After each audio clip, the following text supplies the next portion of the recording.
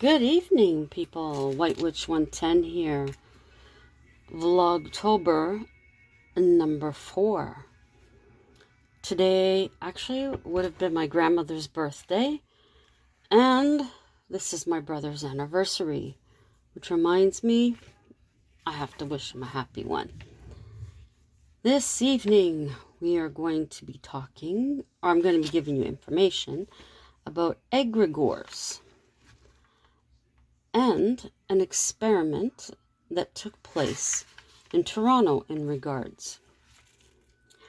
Now, egregores, they are a paranormal being who never existed. They are born out of emotion from a location. Because it is made from emotion, your thoughts are very powerful. Be very careful when in a haunted location with what you may want to see. Now, in 1972, a parapsychology experiment began. Now, the question was, can you communicate with a fictional ghost? Now, Dr. A.R. George Owen, a mathematical geneticist who was the leader, and Dr. Joel Whittington, a psychologist, he overseen the experiment. Now, George's wife Iris, she was there. Andy and Lauren H., industrial designer, and his wife. Al Peacock, a heating engineer. Bernice M., an accountant. Dorothy O'Donnell, a bookkeeper. And Sydney K., a sociology student. So a good gamut of different people. And they made up the Toronto Parapsychological, this is a mouthful, Research Society. They created a fictional ghost that they would attempt to communicate with through a seance. The name of the ghost was Philip Alsford. They chose his birthday to be 1624 in England. They gave him an early military career and that he was knighted by the age of 16.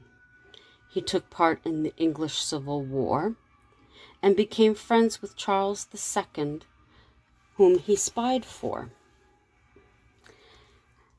They made up that he had married a woman named Dorothea, but he was unhappy. And then he fell in love with a Romanian woman who was burned at the stake because she was said to be a witch. Whoops. Sorry, that's what it said. You have to watch what you... They didn't like that. Unfortunately, in 1654, he committed suicide. He was only 30. So that is the history that they gave this fictional ghost. Now, the group arranged in a room a traditional seance. They experienced feeling of a presence, the table vibrating, breezes, echoes, and knocking. Philip replied to each question asked regarding his life. The table tilted on one leg and was reported to have moved across the room of its own accord. Not strange? This was without anyone touching it. They had audio, video, and their own accounts to these events. Sadly, Philip never did show himself. Their experiment was rejected. Conditions were not controlled, and the seances were seen to be unreliable. On 2 other attempts, They created histories for two characters, Lilith and Humphrey. They met with the same results. Joel Whittington surmised the group's subconscious defense mechanism had produced the outcome. They had regressed to a childlike mentality. There was one occasion where Philip caused the table to begin climbing the stairs. So I don't know if I would want to be messing with stuff like that. That's for sure. Especially with Halloween so close by. So that is the quick October 4th Vlogtober. Something really quick, really fast. I hope you enjoyed it. Thank you to my YouTube family for coming by for this really quick one. Anybody new to my channel, check out my other videos. See anything you like? Give it a thumbs up. Drop me a comment. Share any of my videos out with someone you think may be interested. Always greatly appreciate it. While you're here, consider subscribing. And if you do, don't forget to hit the notification bell. Always a good thing. So have a great rest of your Monday. We are counting down the days here. This coming weekend is our Thanksgiving. So it'll be a 3-day weekend. And my birthday actually is Thanksgiving Day this year. Cool. So, as I said, have a great rest of your Monday. Till the next time, as always, ciao for now. Guys, just realized I hadn't shown you.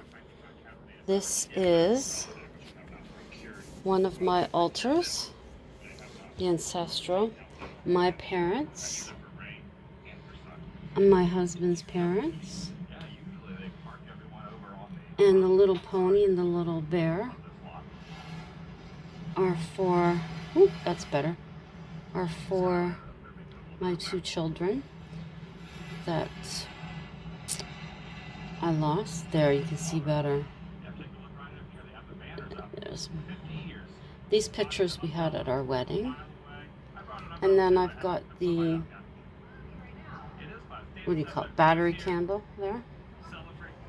And then up here we have my aunt and uncle. And very close friends of my parents, whom I consider my aunt and uncle.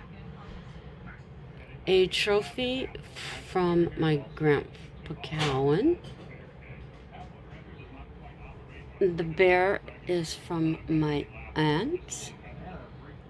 And the medal is from my Grandpa Han. The rusty nails are for protection.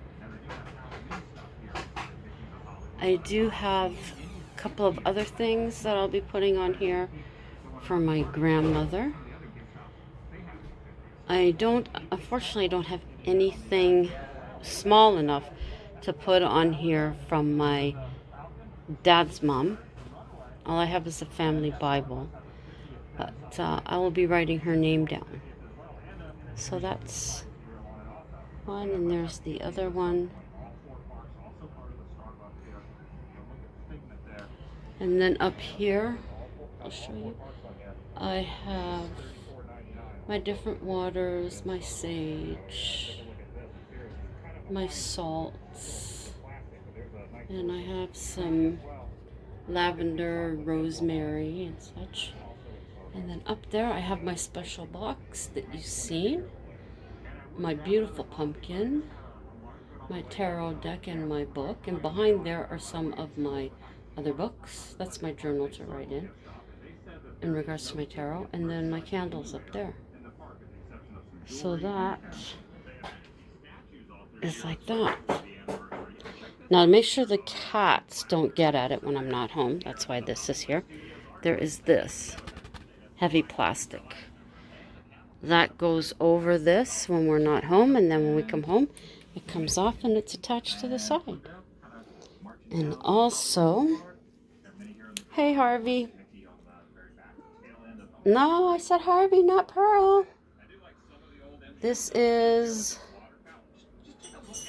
something that my stepdaughter's seen at Winners, I think it was.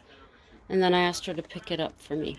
I've had to attach it to the wall because some little farts had it fall over today while we weren't home, and it broke one of their toys. So, isn't that cute? So, there you go. Thank you for coming by.